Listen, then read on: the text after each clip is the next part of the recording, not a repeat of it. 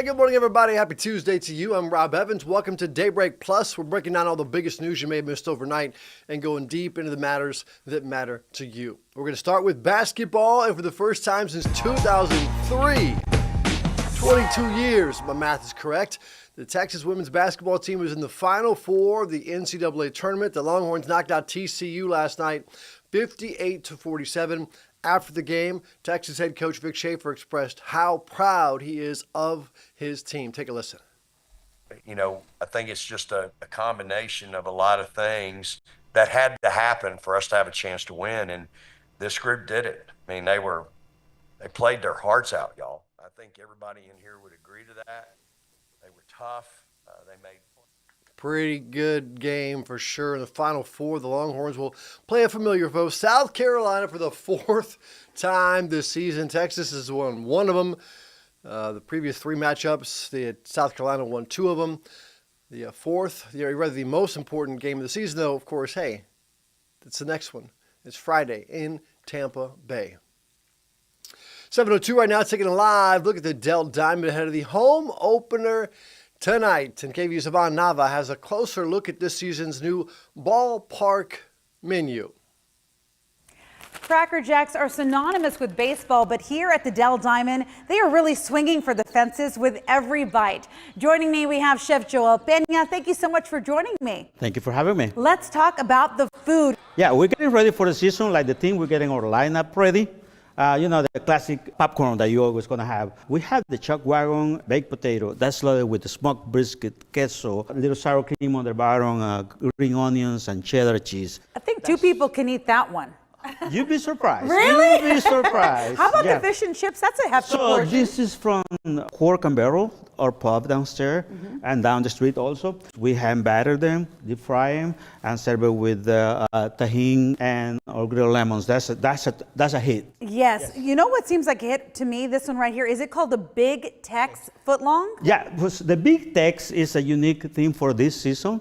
So think a jalapeno popper. Yeah. So what we did is we take all the components of a jalapeno popper and incorporate it into the hot dog. There is cream cheese, there is jalapenos, and there is the bacon, all those wrapped in a hot dog. Oh, that's wrapped in goodness. And the tater tots look so good. We're taking a South Pacific Asian type of flair on this. It's like a Korean bulgogi, mostly made with beef. This is going to be cooked overnight. That way it's tender and soft for the next day. That makes sense. It's on a Korean barbecue. Ooh, you cook it low and slow, right? Yes. So, all this food, you're going to have to wash it down with something. So these are our signature cocktails, or they could be a mocktail, whatever you prefer. And this one is called, this one in particular, Honey, I'm Home. Honey, I'm Home. And those are unique recipes that we cannot reveal right now. You have to taste it to know what it is. It is top secret. Okay, Yeah, this that all is looks correct. so good. Your top seller, the one thing that you sell so much of. In this ballpark, and every ballpark will be beer and hot dogs. You got to stick with the classics, right? Of course, it's baseball. Yeah. Well, the Round Rock Express celebrating 25 years of playing ball. In their very first season, the Express won the Texas League Championship. Reed Ryan is the CEO of Ryan Sanders Baseball, which owns Round Rock Express, and he says the team is a labor of love. Take a listen. Our family has continued to put money into the Dell Diamond. We're sitting in the brand new visitors clubhouse we have right now. The city of Round Rock has continued to put money into the Dell Diamond. So we've continued to keep this facility as good as it was the day it opened up. Now, Round Rock Express giving fans a little something extra for getting to the game early. Take a look at the June promotions. Some giveaways for the first 2,000 fans. You can get the Express soccer jersey on June 14th. On the 27th, the team will hand out 2,000 Texas League Championship replica rings. Those are really cool. I've gotten some of those before, and they're actually neat. On the 28th, you can get a Nolan Ryan Express Hawaiian shirt. That's pretty cool. And let's go to July now, and giveaways continue with oversized Express caps July the 5th. And, okay, this is one of my favorites. I talked about this earlier with Rylan, the announcer. The Nolan Ryan bobble leg. Yes, bobble leg. So it's a bobblehead, but the leg goes up and down like his pitching motion. I'm excited about that. I'm going to be there for sure, without a doubt.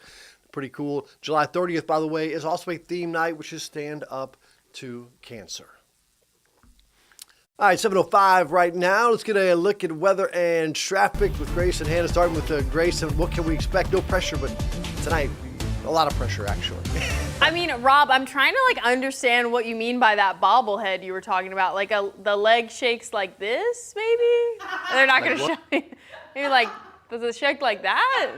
I can't tell, but I like free stuff anyway. I mean, there's gonna be a lot of free stuff out towards the Dell Diamond tonight if you're headed out there. I will say, we're starting off with the allergy count this morning. Oak in the very high category, grass up to high, all of them in the high. And there is even a long list that I wasn't able to include on this graphic. So if you are bothered by allergens, please take that allergy medication today. Of course, University of Texas Tower there glowing burnt orange for our Lady Longhorns. We are rooting for them as we head into another week here as they head towards the Final Four. 64 degrees to start off your day. A bit cooler in some places, a bit warmer in others. You're warmer out towards the hill country than yesterday this morning, and out towards Austin as well as our eastern areas. We're trending a bit cooler, some of us in the mid 50s. So as you step out the door, might need that light jacket out there. Okay, wind speeds, we'll pull these up because they're going to be much different this afternoon. They're going to be boosting up to the 20, 25, and even 30 mile per hour range for those gusts out there. You can see 29 by about 6 p.m. and into 8 p.m. So if you are headed out towards the Dell Diamond tonight, you may need kind of a baseball cap. It'd be a perfect day for that. All right, let's head into this afternoon. By noon, we have that cloud cover around, a little bit more sunshine out towards the hill country. Minor sparse showers will be possible pretty much all day long. A little bit later into tonight, we should clear things out pretty nicely, but there will be some clouds kind of lingering around, especially as we head into tomorrow. Overnight, those clouds will work their way back in. By tomorrow morning, we could see a sparse shower on the map, as well as, of course, those low-level clouds, maybe a little bit of some visibility issues. And then heading into the latter half of Wednesday, about we'll say 10 a.m. to even 2 p.m. We've got some showers moving over the area. So day after day, as we head into the middle of this week, we're going to have some minor chances for storms sparking up. Now, these are going to be low chances for severity up towards the hill country. That's where we are outlined in the marginal risk today. And then tomorrow, that marginal risk actually spreads a little bit further into town, and that will be for our Wednesday. So we'll keep a track on that. As we head towards our Tuesday, again, Tuesday night, pregame hours, about 77 degrees if you are headed to watch some baseball tonight. And then postgame will be down to the mid 70s over at the Dell Diamond. Now we have to keep talking about rain chances because they're going to keep coming all week long, especially Friday into Saturday. We have a cold front moving into the area Friday night into Saturday morning and then drying out as we head towards our Saturday afternoon. And look at that, out towards Amarillo, some snow showers are expected. So this cold front is going to do what cold fronts normally do. I know sometimes they don't cool us down, but this one is certainly going to cool us down as we head into next week. You can see from Saturday, 81 degrees for that high temperature, all the way down to the upper 60s for our highs as we start off our next week here. All right, Hannah, how's traffic looking? I love the 60s. Thank you so much, Grace. Your time now is 7:09, and a good Tuesday morning to you. We've got a busy day across the area. Taking a live look right now, seeing our typical slowdowns coming in from South Austin in those northbound lanes, and we're looking pretty good. We've had a couple issues that have all cleared out rather quickly. Of course, business as usual, though, coming in from South Austin. We got about 4 miles of that slow crawl that we know and not so much love. And aside from that, we actually had a crash that just cleared up at Burton and Riverside that was slowing down those eastbound lanes. So looking better there. You can see we've got a little bit of a slowdown over the water this morning, but we've certainly seen worse, haven't we? We also have a stalled vehicle right now on 71 eastbound at Ben White Boulevard. And taking a look across the rest of the map, this is all because of a stalled vehicle here at Runberg Lane. There's always something going on here, and this is impacting both ways because of that issue on I-35, on that entry ramp, I should say, for I-35 southbound. So really not having an issue in the main lanes. You can also see some of our typical slowdowns heading southbound from Riverside. But love to see this. The crashes are clearing quickly. We just had a hiccup in Pflugerville. That's cleared up, looking nice and clear there along the 130 toll road. But really what we're left with is our typical slowdowns. AISD is back to class today, so definitely feeling that today. Slowing down in Cedar Park at 29 miles per hour. Good morning to you. Round Rock, you guys have a big night tonight for that opener. And then Manor slowing down as well on 290. And then Buda, still no active crashes there, but just kind of our typical, like I said, slowdowns as we're heading northbound. So looking good across the rest of the area. Should be a great day across the region. Rob.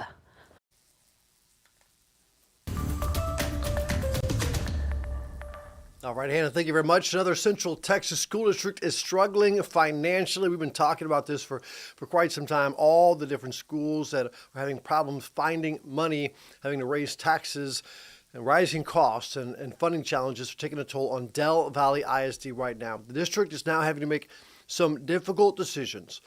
KVUE's Isabella Basco has a closer look at the challenges ahead. All districts are in the same boat. As a former teacher, Newton Collins Elementary parent Curtis Clay understands the challenges in public schools. We're continually asking teachers, educators to do more with less. And that's a struggle for Del Valley ISD, with the district facing a preliminary $13 million deficit. Over the last few weeks, Superintendent Matthew Gutierrez says they've been looking at ways to decrease it. We're also looking at departmental budgets and making a decrease to every single department. We are also having to look at staffing levels. During the pandemic, many school district positions were added from federal dollars, which were focused on reducing learning loss. Now the superintendent says they are looking at eliminating about 30 positions through attrition, which is when employees voluntarily resign or retire. With the legislature not increasing the basic allotment since 2019, which is the minimum funding schools get each year per student, Superintendent Gutierrez worries about the future. If we do not get the needed funding, we are going to be in a world of hurt. To hear about their school district's predicament is disappointing for Clay. We know that there is a surplus when it comes to this, and we have so many people in office who are making these decisions, and I don't think they're truly feeling the impact of those decisions that they make.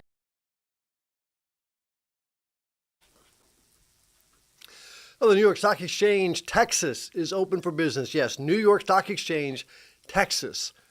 The New York Stock Exchange reincorporated its Chicago branch in Dallas and rebranded it as NYSE Texas. Its first listing was by the way, was President Donald Trump's Trump Media and Technology Group. That's the parent company of Truth Social. Officials with the stock exchange say the new branch provides a listing exchange to companies that are attracted to the state's growing population, business-friendly agenda, and strong economy. And speaking of President Donald Trump, he says his tariff plan will bring in revenue for the U.S.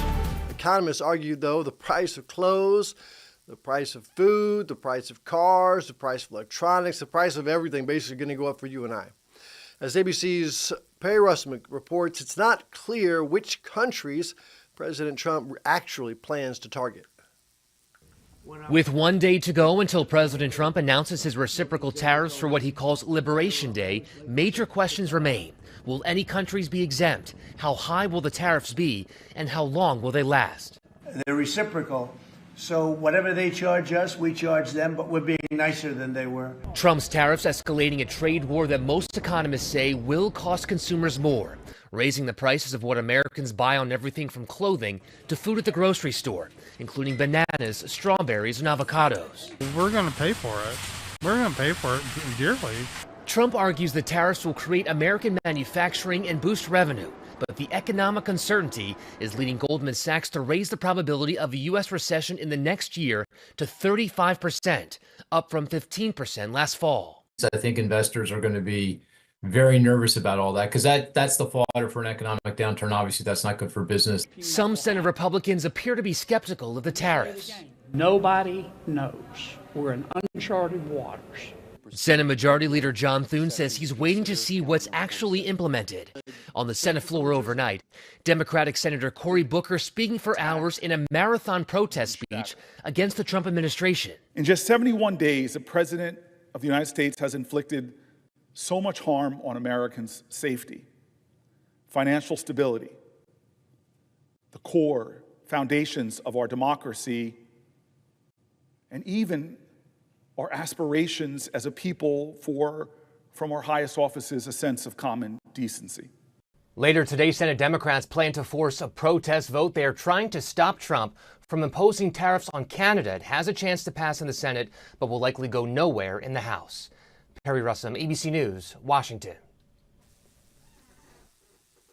Well, here's kind of a shocker for you. Hooters is going bankrupt in Texas. Yeah, ABC's Lana Moise has more on the plan to try to save the chain.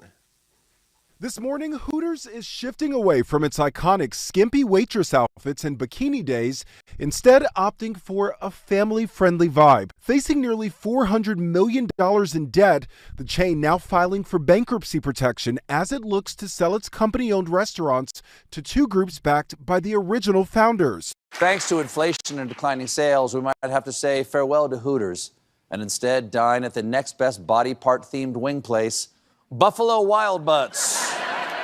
Many restaurant chains have been struggling with rising costs and customers cutting back in the face of inflation.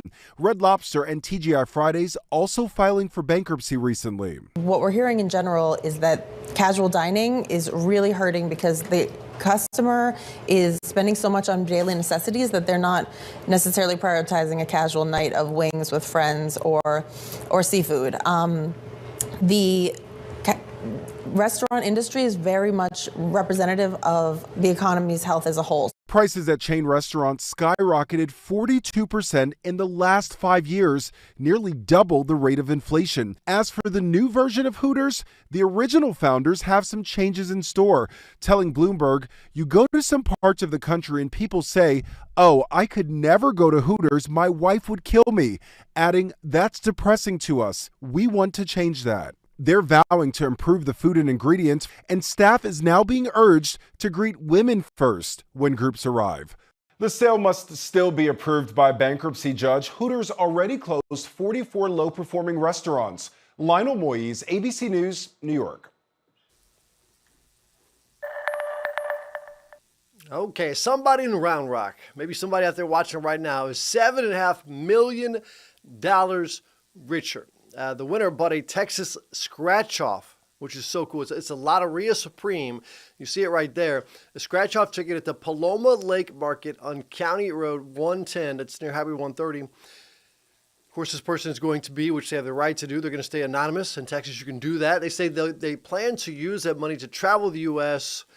Congrats to them. It's the first of 4 top prizes in this game. Get on out there and travel and stay anonymous. Don't tell anybody because you'll get all these new friends that you don't want.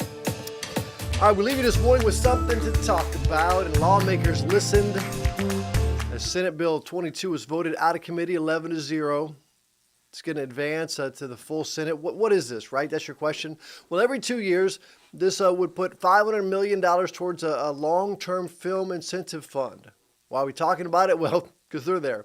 Matthew McConaughey and Woody Harrelson talked about it during yesterday's SB 22 hearing.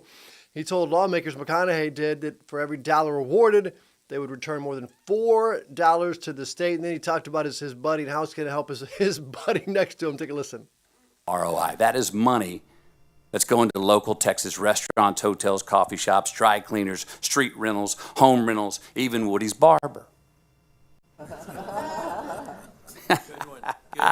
Gotcha. Threw one in there, babe. I love their little bromance. That's awesome. After the hearing, McConaughey and Harrelson waved our cameras there, and the fans gathered in the hallway, but they did not take any questions, like which barber he actually goes to, or if he goes to one. I want to know which one Matthew goes to. His hair is always great.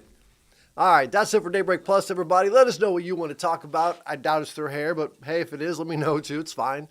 Message us at 512-459-9442. You can also message me on a social media if you'd like, at Rob Evans TV on Instagram, on Facebook, or on X.